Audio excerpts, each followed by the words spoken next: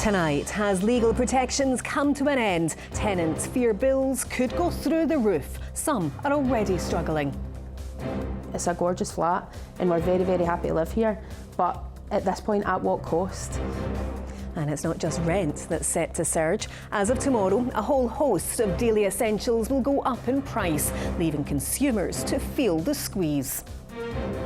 From a pricier daily commute to rising energy bills, I'll explain how we'll all be hit hard in the pocket. The Health Secretary sets out plans to improve access to treatment and reduce waiting times in the NHS.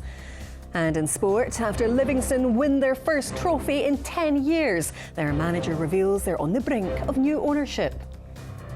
They're going to bring in kind of new investment, new ownership from investment in sporting professionals from overseas. I'm Kellyanne Woodland. This is the STV News at 6.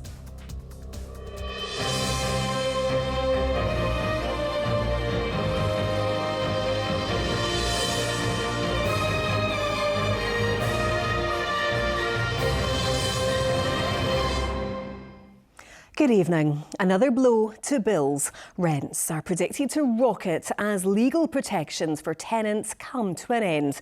Key Scottish Government legislation, which was brought in to help with the cost of living, allowed tenants to challenge increases in rent and had them capped at a maximum increase of 12%. But now huge hikes could be on the horizon. Rents can be set at the open market value, meaning landlords have more power to set the price they want. One woman has told STV News her rent has jumped from £638 to more than £900. Vanessa Taff has more. Before Caitlin had been handed the keys to this brand new home, her rent had already gone up. Building delays meant the flat wasn't ready before the financial year changed, so her monthly rent surged.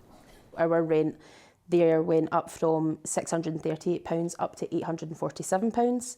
We had been saving for this flat. We had a storage unit full of all this furniture, and at that point, it was March, we were all of 2 months out of moving in. So we had to cut our losses. Now the temporary rent cap has been scrapped.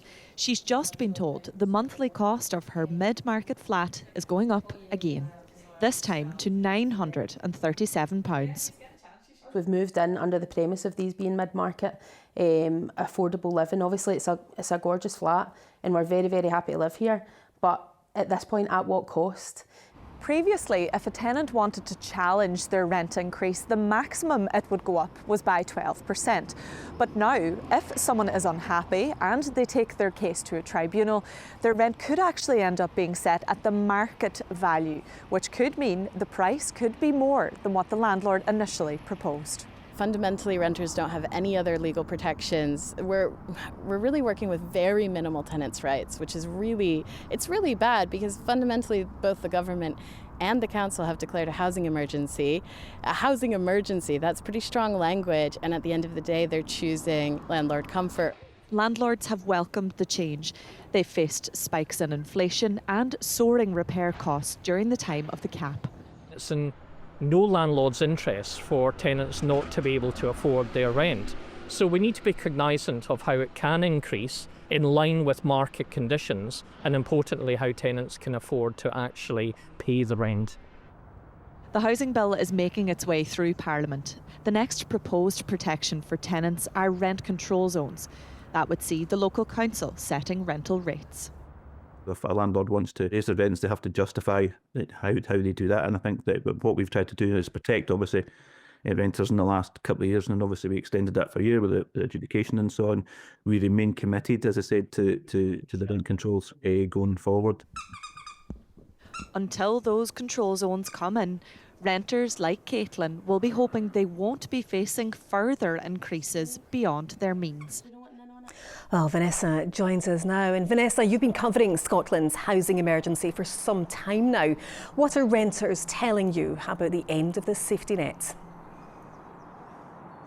Well, many are very worried about the end of this protection, and as well as that, some are quite surprised to learn that their rent will no longer be capped at a maximum increase of 12%. Now, when this protection was brought in, it was during the cost of living, and I think we could all agree that during that time, if anything, the cost of living hasn't gone down, it's certainly gone up. So many tenants are worried that if they're served with a rent increase notice that they can't afford and then they have to move out, where are they going to go? What are they going to do? As rental supply is very limited at the minute. So clearly you're hearing a lot of concerns. What's next then, Vanessa, in terms of those legal rights? Well, currently the housing bill is going through Holyrood, and as part of that there are proposals for more permanent rent caps and rent control zones for tenants. So the local authority would actually have some influence over where those are and what that could mean and where that would be set for tenants. But landlords are certainly a bit concerned about this because they're worried about balancing that for tenants. But ultimately it's a very hard one for the government to do. Now, they'll have a consultation in the coming weeks, but tomorrow night I'll have a special report from Stockholm in Sweden where they have rent controls, and we'll see how those could potentially work over here. All right, Vanessa, much more from you tomorrow then. Thank you.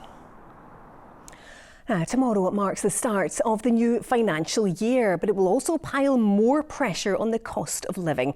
It's the day many of our annual subscriptions, like the internet and phone contracts, go up in price, and big rises in council tax kick in too. Our senior reporter Gordon Cree has been looking at how we'll be hit in the pocket. So Gordon, what impact is all of this going to have? Well, put simply, Kellyanne, the cost of living is your spending on life's essentials, what you need to get by. We know that the price of food has already risen substantially in recent years, and it's forecast to keep on going up. Many people's mortgages have also increased sharply as they come out of low-interest fixed-term deals. Now, tomorrow, everyone's council tax is going up too. That will be felt most here. A typical Band D home in the Falkirk Council area will see its bill rise by more than £200 a year. Falkirk's not had an easy time recently. The town centre's in a state of change, and down the road at Grangemouth, hundreds of jobs are going. And from tomorrow, council tax bills here will see the biggest increase in Scotland, 15.6%. I've got to watch what I'm doing, what I'm buying, even the foods, clothes. I mean, having to go to charity shops as well it's a struggle. You just look at it, you think 15%?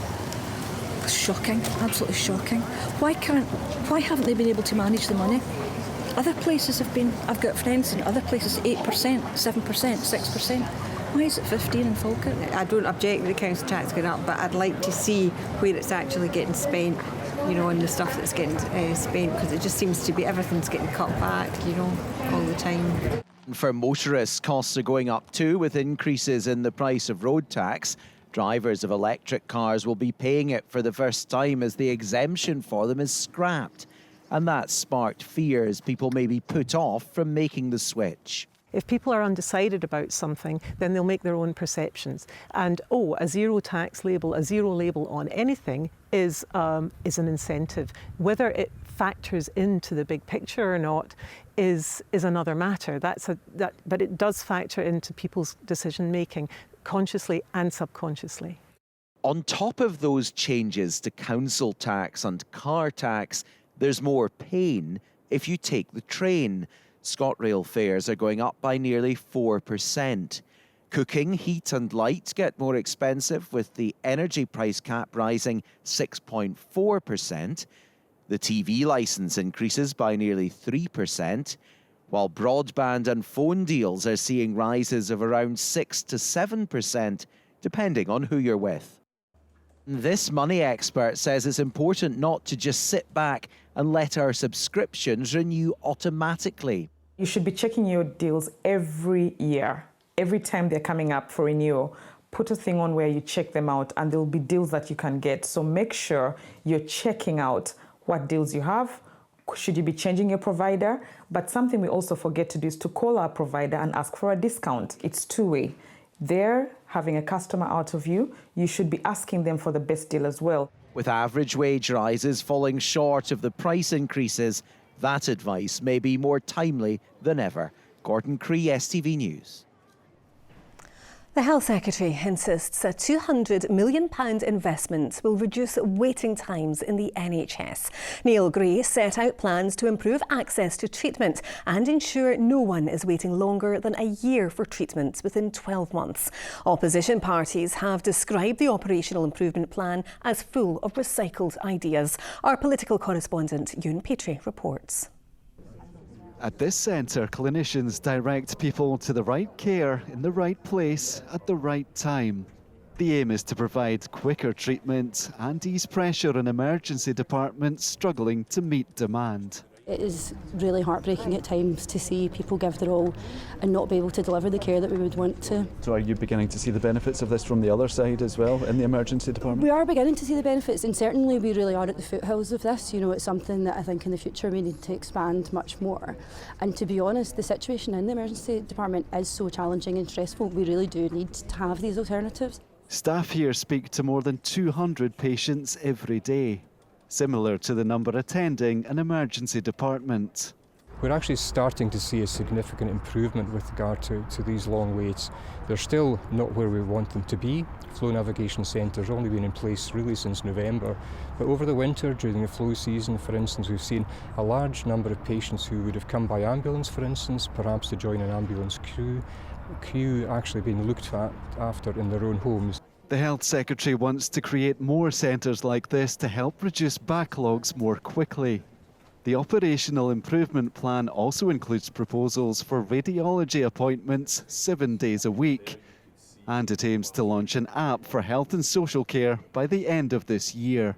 This is about making sure that we invest the entirety of the £21.7 billion that's coming into health and social care from the budget this year, but having a dedicated fund of £200 million that is for both addressing elective waiting times and flow through the system.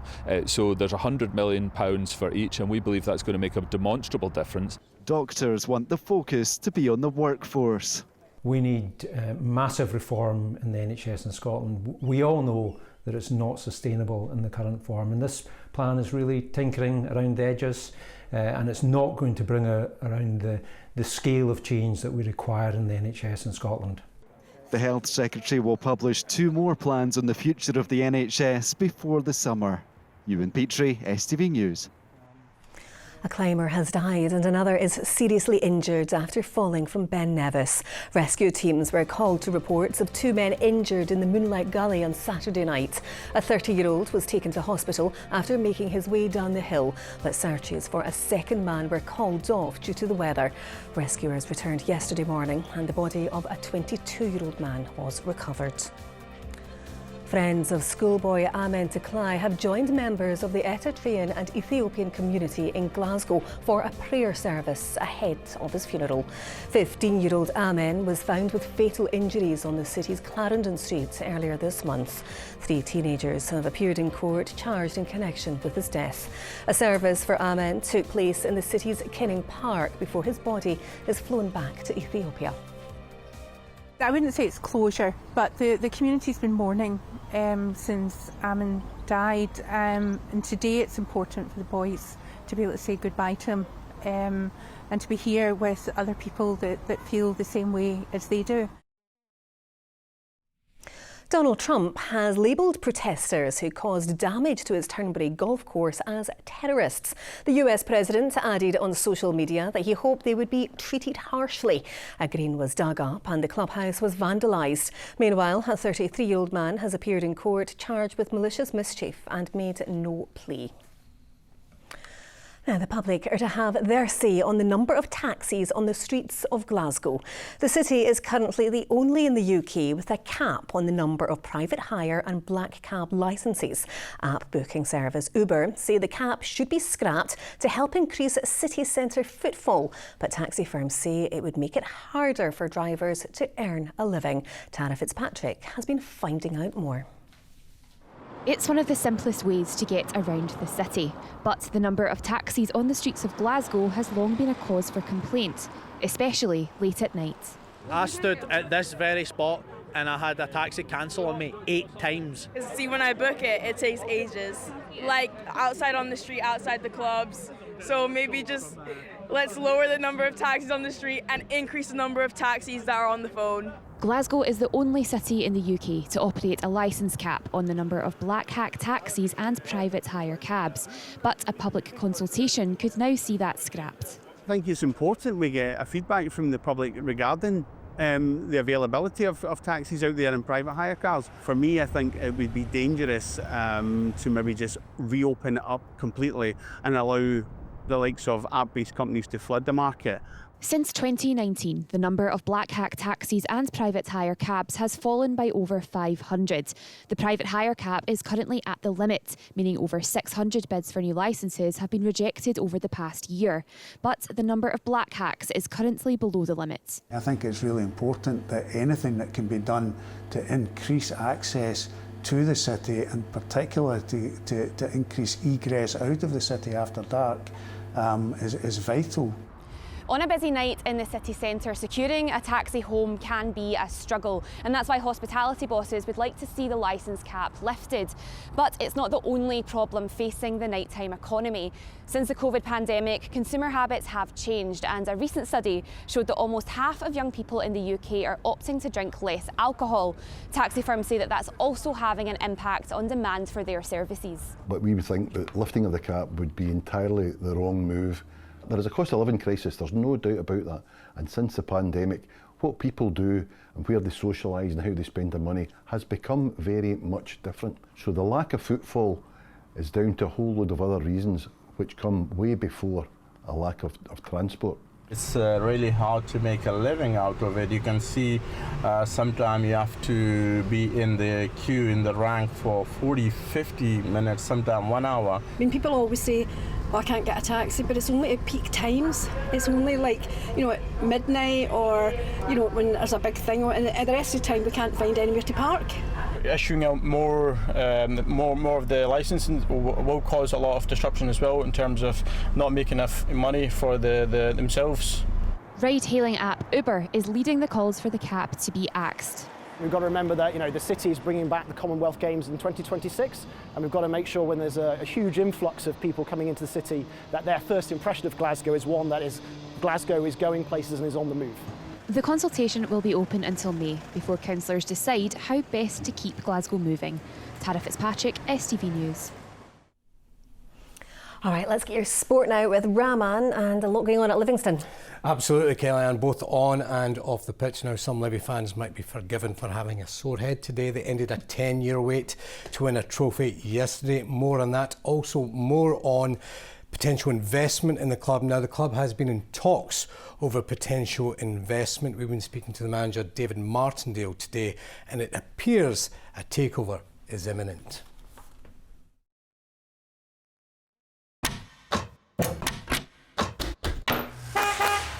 Your window to sport. C.R. Smith sponsors STV Sport. Good evening. Following Livingston's first trophy triumph since 2015, manager David Martindale has told STV Sport the club are on the brink of new ownership. It's understood overseas businessmen are set to invest in and take control of Livy. Martindale, who watched his team defeat Queen's Park in the SPFL Trust Trophy final yesterday, says the move will help grow the club. The first Livingston manager in 10 years to get his hands on a piece of silverware. The SPFL Trust Trophy is back in the club's cabinet after their 5-0 thumping win over Queen's Park in yesterday's final. I think it's a fantastic achievement for all the staff at the club, upstairs and downstairs to be honest, but just really happy for the players. I think they've put a lot into this season. It was nice to see them get the rewards. I think they came up with some big goals, there's some cracking goals. Robbie Muirhead, Big Teddy came up with a great finish, and Jamie Brandon as well. So some really, really good top goals within the game. Success on the pitch, and soon there'll be change off it, with Martindale revealing new owners are set to take control of the club.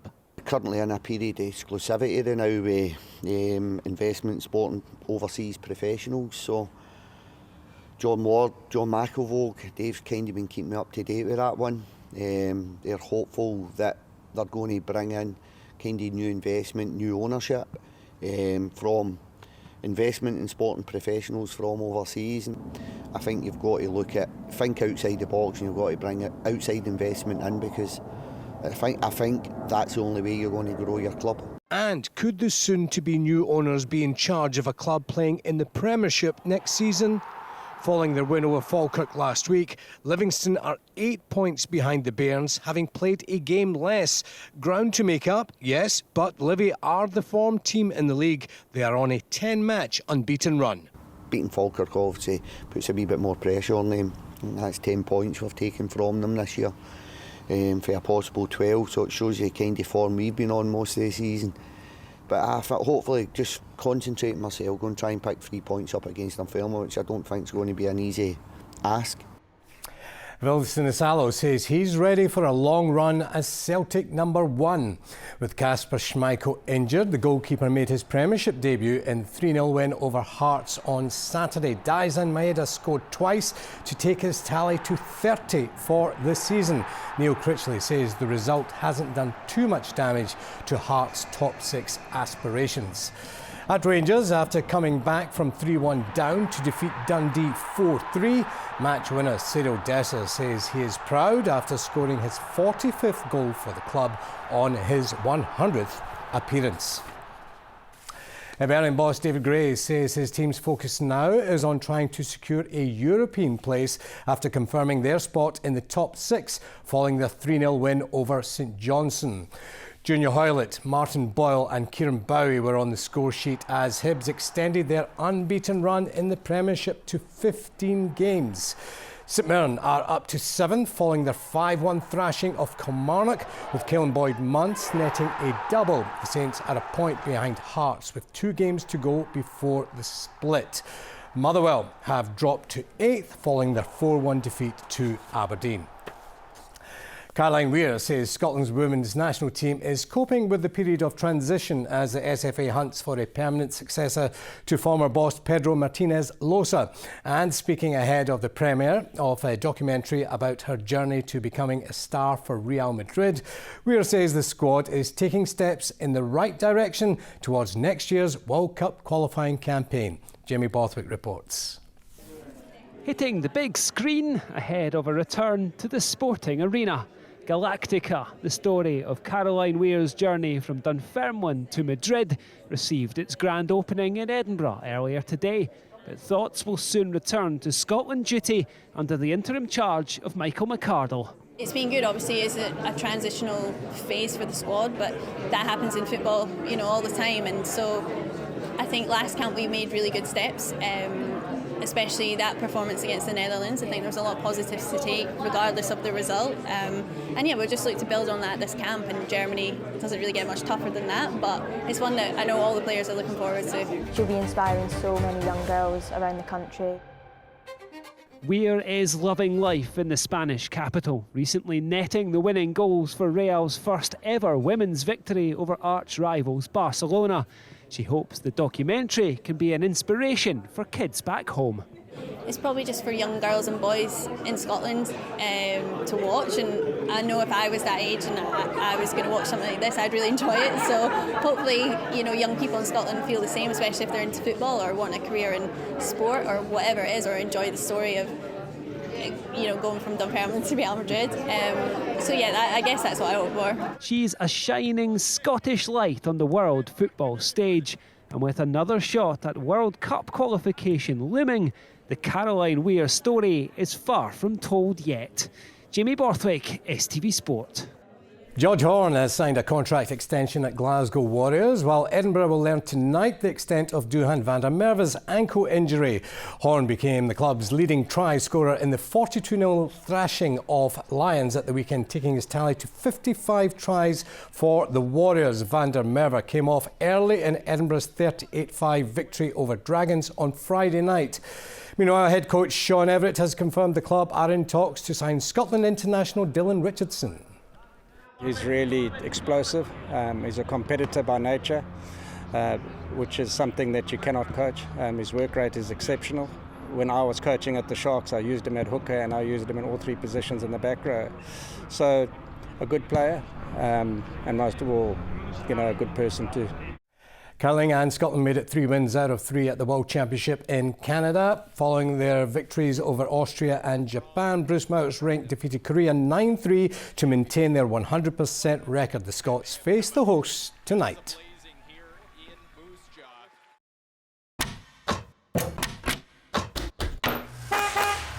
Your window to sport. C.R. Smith sponsors STV Sport. And that is all of your sport tonight. Nearly spoke too soon there, Kelly. All right, Rahman, thank you. OK, well, we're in for some nice weather this week. Let's get the details now from Sean. A breezy morning will be followed up with a flurry of fresh delights for lunch. TUI sponsors STV Weather. Very good evening to you. A little taste of spring yesterday and today, and get used to it because we've got high pressure around. This will put a smile on your face. Lots of blue skies around this week, and the temperatures are going to do particularly well.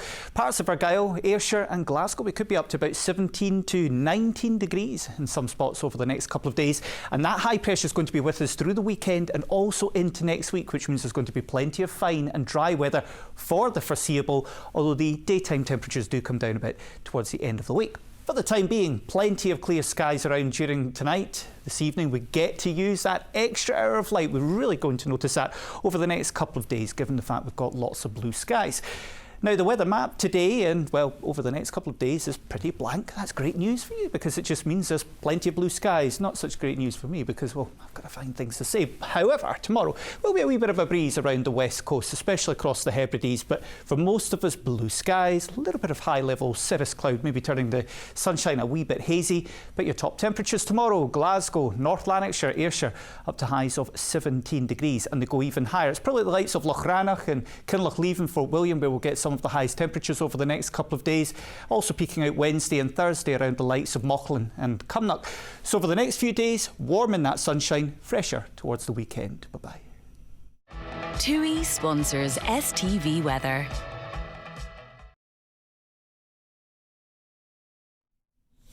And that's all from us, but I'll be back with your late news. From all of us now, bye-bye.